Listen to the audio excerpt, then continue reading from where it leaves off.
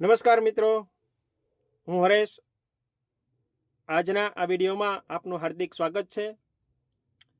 મિત્રો, વાત કરવી છે આજે મારે વિસાવદર તાલુકાના મોટા કોટડા ગામની, અને એ પણ સાથે વાત કરવાની છે કે મોટા કોટડા ગામની અંદર આવેલ બસ સ્ટેન્ડ વિશે અને હાઈવે ઉપર, અને એ છે એસટી નિગમ યાની કે વાહન વ્યવહાર વિભાગ તરફથી જે બસો ચાલે છે જે રાજ્ય સરકાર દ્વારા. તો આજે એની મારે તમને વાત કરવાની છે. મિત્રો, વાત કરતાની શરૂઆત કરીએ તો મોટા કોટડામાં વર્ષો જૂનું બસ સ્ટેન્ડ આવેલું છે, અને આ બસ સ્ટેન્ડની અંદર એસટી બસ અંદર આવતી, પણ થોડા સમય પહેલા ત્યાં આરસીસી રોડનું કામ, એટલે કે ત્યાં જે સ્ટેટ હાઈવે નીકળે છે એ સ્ટેટ હાઈવેથી અંદર આવવા માટે બસ સ્ટેન્ડમાં આપણે આરસીસી રોડનું કામ ચાલુ હતું. આ સમય દરમિયાન બસોને ડાયવર્ટ કરીને કીધું કે ભાઈ હાઈવે ઉપર તમે ઊભી રાખજો. થોડા સમય પછી જ્યારે આ રોડનું કામ પૂરું થયું ત્યાર પછી બસોને અંદર લાવવામાં નથી આવતી. મિત્રો, ગામના ઘણા પણ જાગૃત નાગરિકોએ આની રજૂઆત કરી, કેમ કે ઘણા બધા સ્કૂલો આવેલી છે, સ્કૂલ મોટી છે, હાઈસ્કૂલ, આસપાસના ગામડાઓ ત્યાં વિદ્યાર્થીઓ અપડાઉન કરે છે. આસપાસના ગામડાઓના મુસાફર જે કે પેસેન્જર છે એ લોકો પણ અહીંથી બસ સ્ટેન્ડની અંદર આવી અને આજુબાજુના ગામમાં સિટીની અંદર અટાણા કરવા જાય છે, હોસ્પિટલે જતા હોય છે દર્દીઓ. તો અહીં ગ્રામજનો દ્વારા પણ ઘણી રજૂઆતો કરવામાં આવી, તમામ ડિવિઝનોને વાત મૂકવામાં આવી, પણ અહીંયા વાત કરવી છે નફટ નેતાઓની. આ નફટ નેતા તાલુકા પંચાયતના સદસ્ય, જિલ્લા પંચાયતના સદસ્ય, 2 પૂર્વ એમએલએ, જુનાગઢ જિલ્લા ભાજપના પ્રમુખ, આ બધાને ગ્રામજનો દ્વારા રજૂઆત કરવામાં આવી કે આ બસને હવે અંદર લાવવા માટે આપ ઉપર રજૂઆત કરો, આ બસ અંદર આવતી નથી.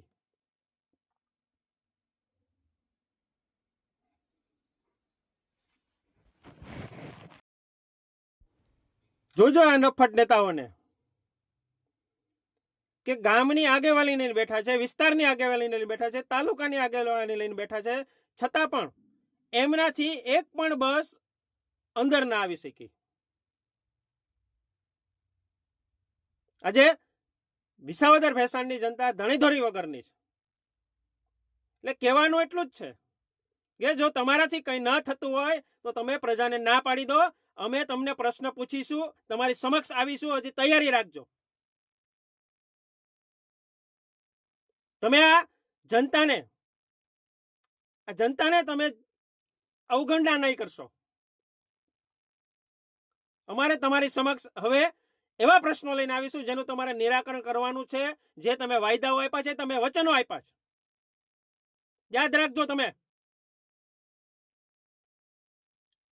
તમને મગફળીની અંદર તમને રસ છે, ત્યાં તમારે ઘણી બધી મગફળીઓનો જે ટેકાના ભાવે ખરીદી થાય છે ત્યાં તમારે રસ છે, ત્યાં તમને આવક છે.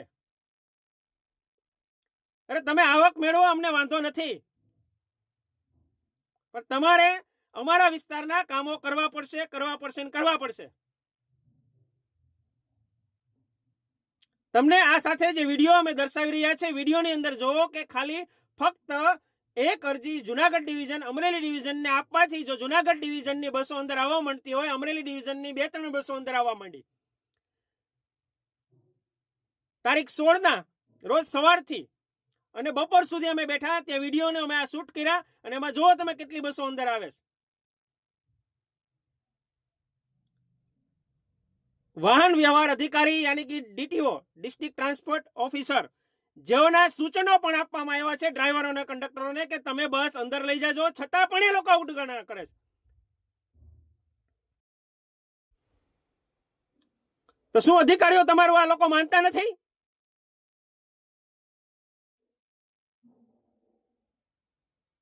કે તમારું ચાલતું નથી?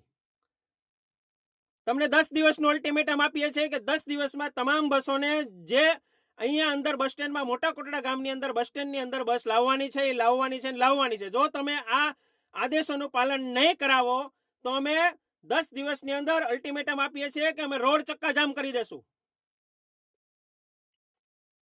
અમે તમને જાણ પણ કરશું, પણ એક મુદ્દો અમે ધ્યાનમાં રાખીને ચાલશું કે જેથી કરીને આવનારી ધોરણ 10 અને 12ની બોર્ડની પરીક્ષામાં વિદ્યાર્થીઓને નુકસાન ન થાય એને ધ્યાનમાં રાખીને અમે એ તારીખ આપશું, એ સમય આપશું ને ત્યારે જ અમે રોડ બ્લોક કરી દેશું, રોડ ચક્કાજામ કરી દેશું અને એ તમામ જવાબદારી તમારી રહેશે.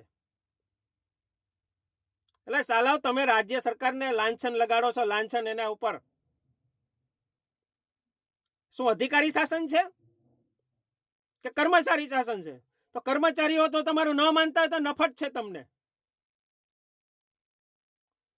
ટૂંક સમયમાં હવે બસોને અંદર લાવવાની જવાબદારી તમારી છે, ડિસ્ટ્રિક્ટ ટ્રાન્સપોર્ટ ઓફિસર. હવે તમારે જે સૂચનો કરવા હોય કરી દેજો, નહીતર હવે પછી અમે છોડીશું નહીં.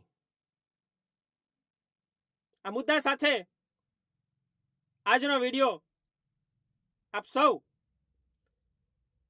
આ અધિકારીઓ સુધી પહોંચાડવાનો છે. બને એટલો વધુ શેર કરજો, જેથી લોકોમાં પણ જાગૃતતા આવે કે ક્યાંક ને ક્યાંક જનતા બોલવા વાળી છે અને આપણે બોલવાનું છે, બોલીશું અને પ્રશ્નો પણ પૂછીશું.